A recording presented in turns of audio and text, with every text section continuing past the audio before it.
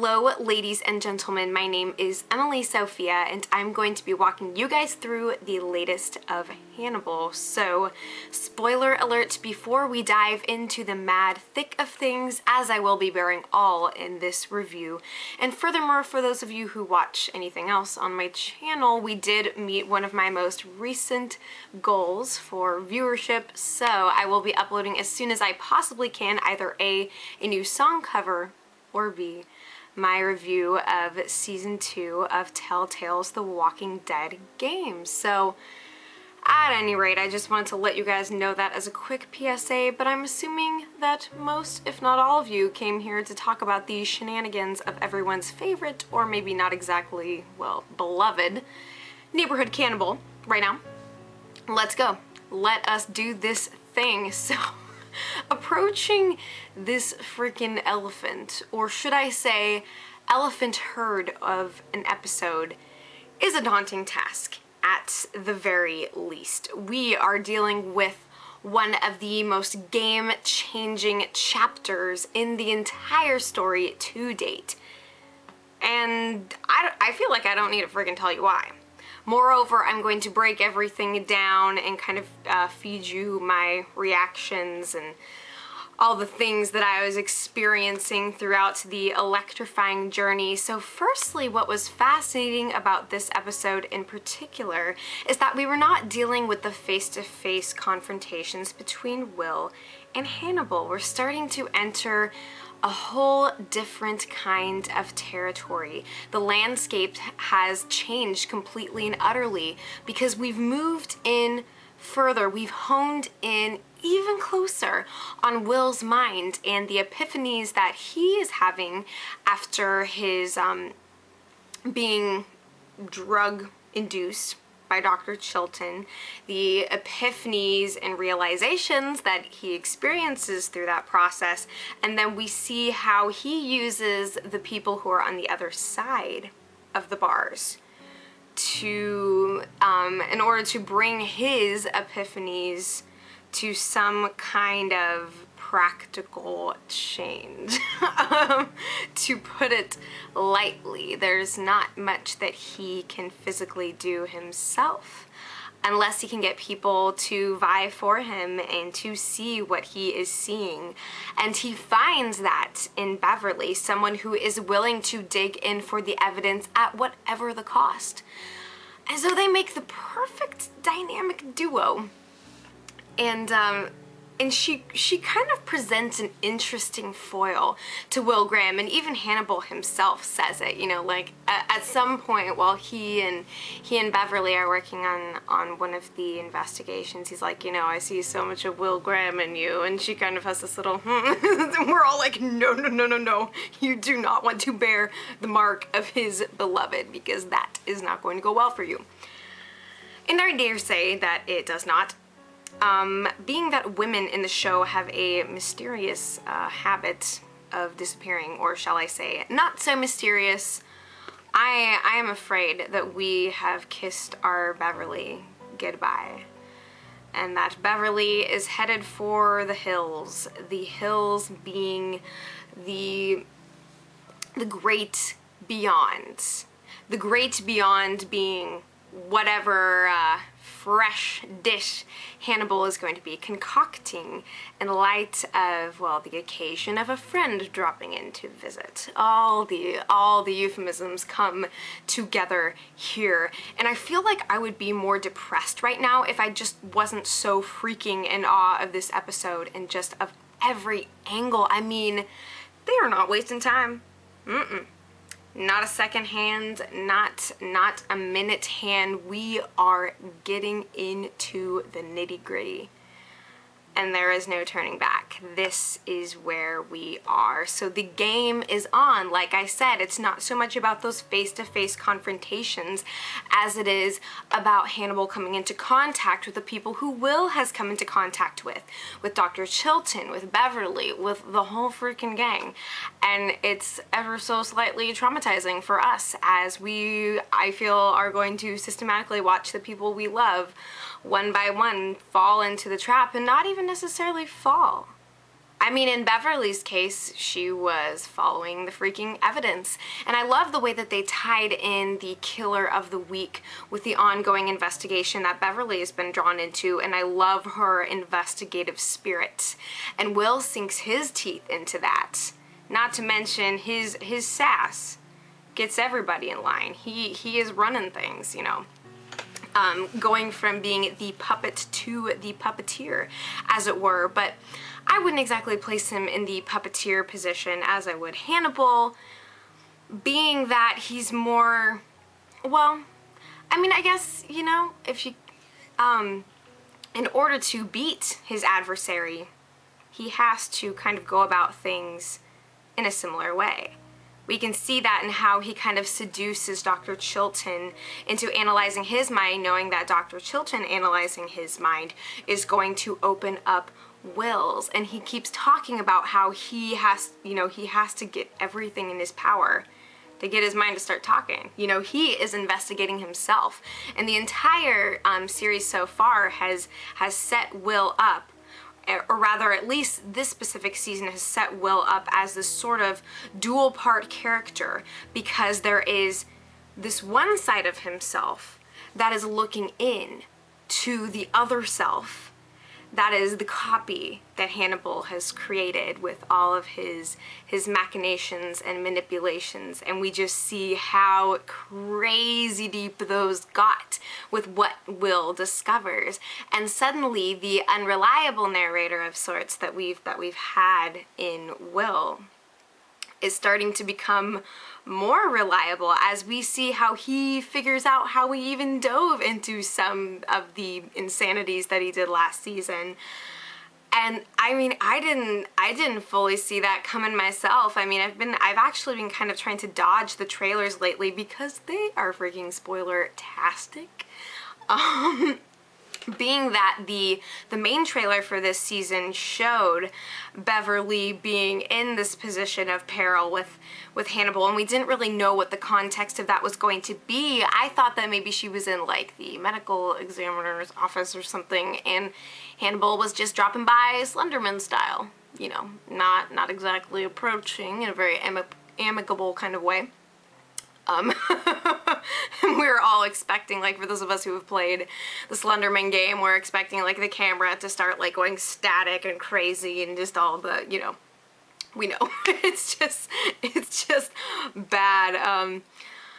I'm starting to lose myself here, but anyways, so we see that Will has gone in deep, and that everyone he touches is going in deep, and it's just this big messed up little community of excitement, and things are just getting way too personal. But it's so perfect. I love the way that Will is developing and how he is vying to get back up on his feet. I mean, still blown away by the realization of just what Hannibal actually induced. Because there was the one side that we saw last season with their meetings with one another and with Will kind of being on the verge of breakdown. But to think that there are these scenes that were silenced, that were withheld from us, and that suddenly Will is bringing to light, and we get to be a part of that. It is unspeakably brilliant, and I can't get over it. I'm gonna probably end up watching this episode again as soon as I can, just to re-indulge in just how wild all of this is. And Will is making himself more exclusive to others as well, or shall I say excluding Hannibal from direct contact with him. And with the arrangements that Will makes with Dr. Chilton, you know, Dr. Chilton, he tells Hannibal, who shows up expecting to have a little time of verbal jousting with his buddy behind bars, he comes to find himself very much disappointed as Chilton nails him to the wall with his suave and sly accusation based on Will's own discoveries and what he is finding through them. Hannibal is not quite as innocent as things would seem. And yet the way that Dr. Chilton plays it is that, you know, us kind of shady psychiatrist types, we gotta bond together in the brotherhood in the midst of all of our evil gray area deeds, you know. I say gray area, but it's definitely verging on the side of darkness, I would argue. So he's kind of trying to maintain this tenuous relationship with a sort of not co-worker, but or co-conspirator, but they're in this interesting kind of bubble, and we know that Hannibal is furiously scribbling Frederick's name onto his list of new recipes. But it's gonna be interesting to see how all that plays out, and the fact that it is through Dr. Chilton Hannibal is losing his ability to influence Will and to be present in this process and to make sure that he is not incriminated. He is losing his grip on that, and yet is asserting his ability to have his grip on other people in other places, which is what we see with Bella, and I'll be talking about that very soon here as well.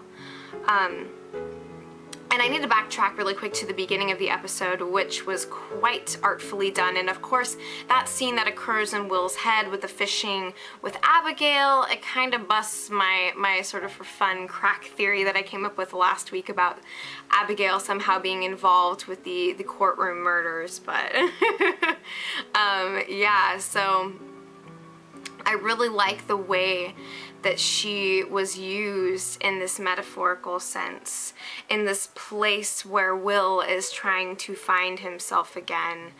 And I mean, ultimately, the episode's overall theme, in a way, is that of peace. Will is trying to find his peace, as is embodied in the scene where he's fishing with Abigail, and, you know, she tells Will that people aren't buying what he's selling. And yet, at the same time, he comes right around from that. He has, all of a sudden, he finally has this very secure relationship with Abigail in his mind, and he's showing her how to fish, and how he has learned from what happened to Abigail to find Hannibal at the end of the line. And that, I think, is a really spectacularly done metaphor. But and again, it shows that Hannibal is losing his grasp. Perhaps not his touch, because he is still showing himself to be fearsome Midas of sorts, Midas who consumes his gold rather than lives in it per se. But I think that was one of the most thrilling aspects of the episode to watch. And in fact, I interrupted myself earlier, I am realizing now, because I was speaking about how the writers really artfully intertwined the killer of the week with what's going on in the overall plot, and with what Beverly was finding as well, because she notices that as they're looking at one of the bodies whom the quieter, as I like to call her, gave peace to, and they notice the injuries that the bee stings had covered up on the victim, and that led her to go back to the mural maker and to realize that there were the stitches that had been used to put him into his own mural were actually covering up a certain little thievery on the part of our dear Hannibal. And that was just a stunning bridge. I love that turn of events and just the intrigue, and it shows how ridiculously smart Beverly is. I never doubted the sister, and for her to be as receptive to Will as she has, and in fact, I mean, with great hesitation, but that she's not firing him down, and that she's not putting her fears or suppositions about Will before what he is trying to tell her and what he wants her to find. And so a beautiful, if not tragically short-lived relationship between the two, but it's only going to close in the walls even further on Hannibal, despite the fact that I think it's safe to say he gets the upper hand here. But and I want to return also, again, kind of in this, my weird sort of, it seems like I don't really have much of a layout or organization for this vlog, but it is all in the cranium, you know.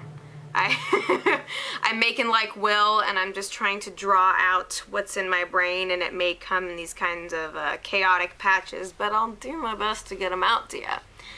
Anyway, so the theme, this theme of peace, was not only explored in the peace that Will is seeking with himself, as is evidenced by the relationship he has with Abigail in his mind and what he has come to discover, albeit through this crazy stress and chaos and sense of absolute consummate betrayal.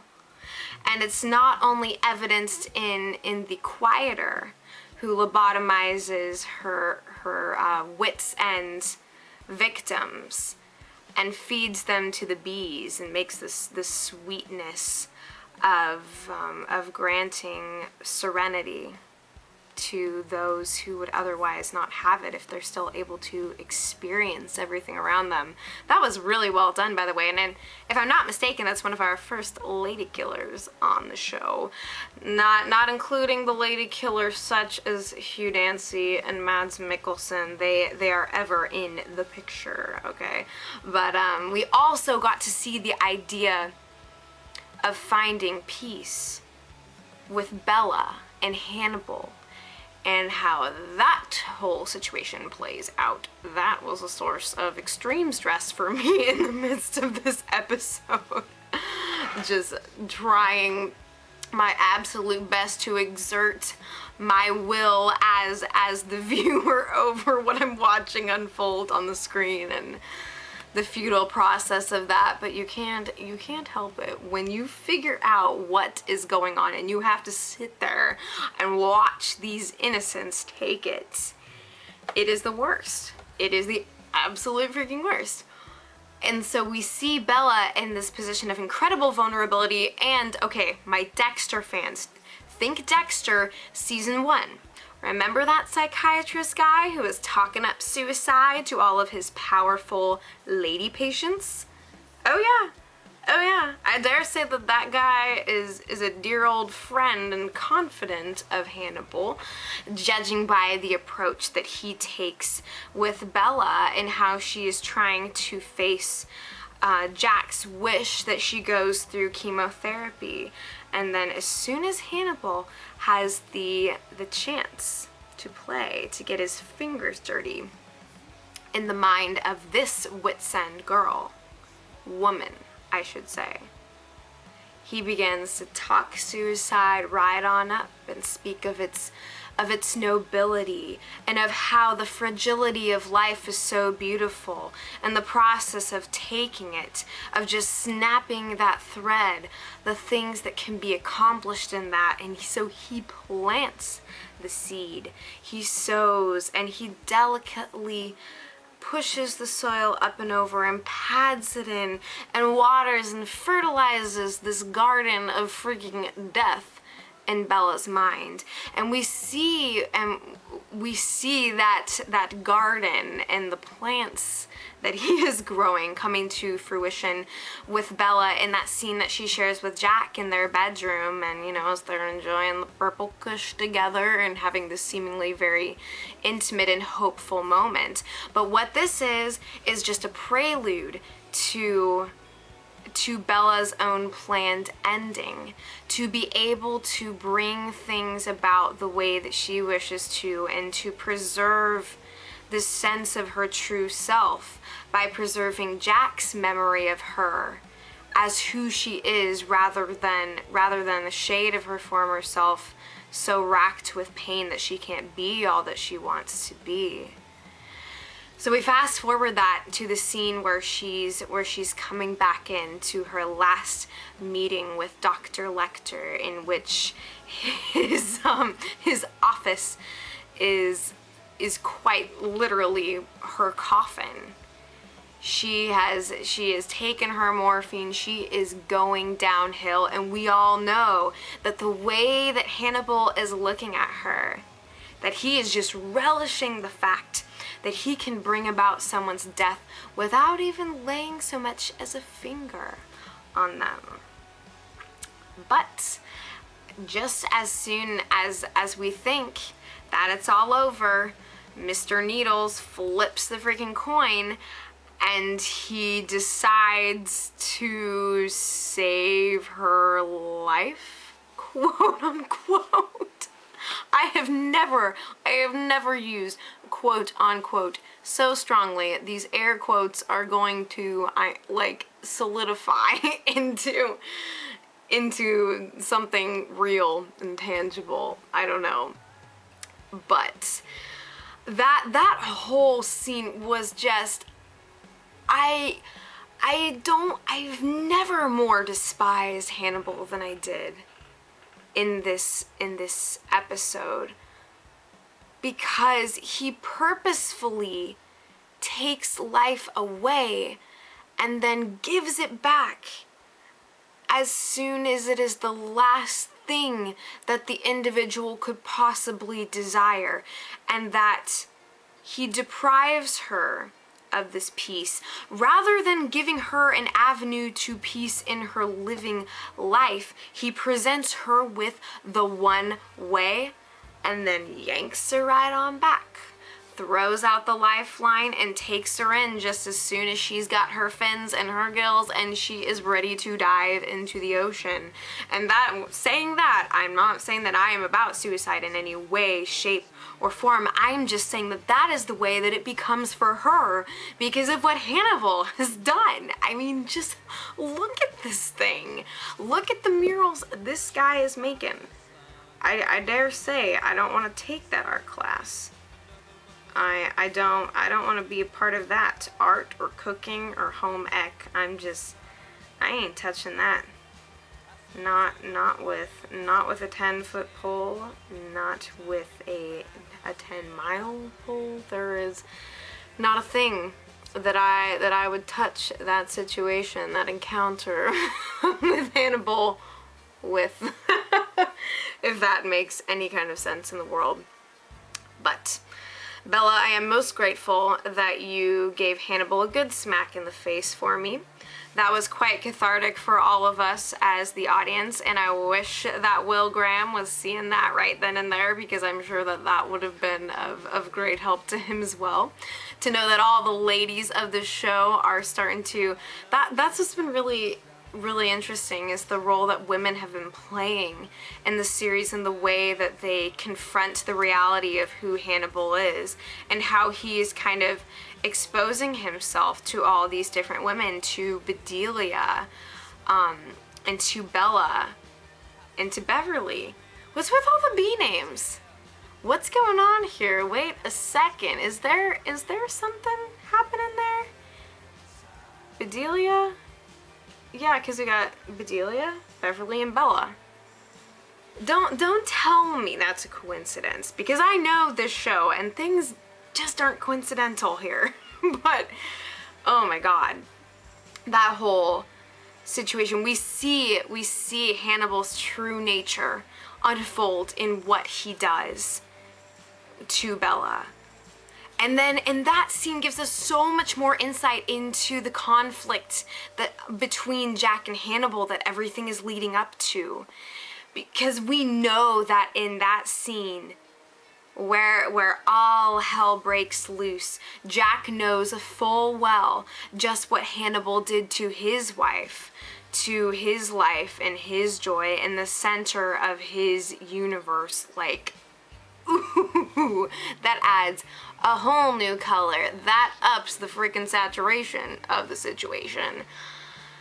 And I dare say that I'm all behind you, Jack buddy. I am taking those rogue rose-colored glasses, and I am trashing them under heel right on with ya, okay? Because there is just nothing left in this guy that I want to see living free. It's time.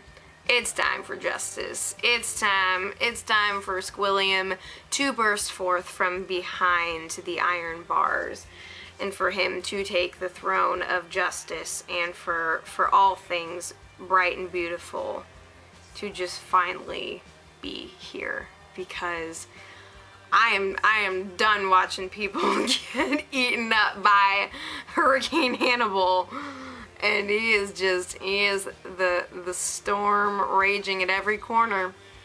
The one that the weather people have absolutely no idea about, but there he is in the thick of everything. And the way that they did that confrontation scene between Hannibal and Beverly was to die for, and eerie as crap. I was just saying repeatedly, just oh good, oh good, oh god, this is just perfect. Precisely what I wanted in life and more. 12 out of 10. I'm just the worst. And as soon as Beverly's like, gotcha, we all know that she's about to be the one who's gotten. So there's that for you. What did you guys think about this episode and the preview for next week as well? I don't know if that's Michael Pitt's character. Is that the Mason Verger guy who they're going to be introducing, or am I totally off? Because either way, let me know. I'm not actually as familiar with that character, but I'm excited to see how he intertwines with things, and the fact that Will is getting pretty ambitious in these errands that he's sending his free friends on. But what else can you do? You know, I'm just so glad that Will is taking the power back, and despite the way that everyone who touches his life and who sees things from his view, whether through science or through this metaphysical sense of the danger looming, everyone who touches him is just in this place of utter peril and hazardousness. I'm incredibly excited to see how all of this plays out, and I couldn't possibly thank you more for being as wonderful as you all are, my viewers, my friends, my family, and support system in this time of crisis. So let's freaking free Will Graham, okay? Let's do the world favor. Let's get the ball of justice rolling on out of here and wrecking the path of Hannibal, which at this point deserves to be utterly decimated, and him too, okay? I'm ready for it. And if there's anything in the episode that I failed to address or forgot, then please by all means hit me up, let me know what I missed. I am more than happy to read your comments and respond to them as I have the time. So game's on. We got the two masterminds at play.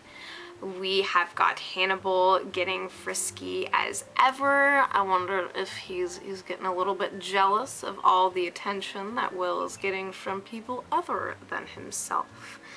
But of course he has busied his hands with soiling the lives of others, so we'll see how Will and Hannibal do when they get back around to it and catch up on their social lives, and you know, over what food or snacks, we'll have to see about that. But the fact that Will also gets that delightful realization of what's been rumbling in his tummy over the past few months of his friendship with this guy, well, that is something that we have had with us from the get-go, and now one by one we are seeing everyone fall into the trap and coming awake, but also coming under the knife too. And as to who is actually going to evade it, that's what we don't know, and that's what keeps us watching and in the pocket. So we'll just see. We'll see, you guys. But you take care. I know how upsetting this entire episode is, and I feel you quite strongly, but we'll make it. We'll make it.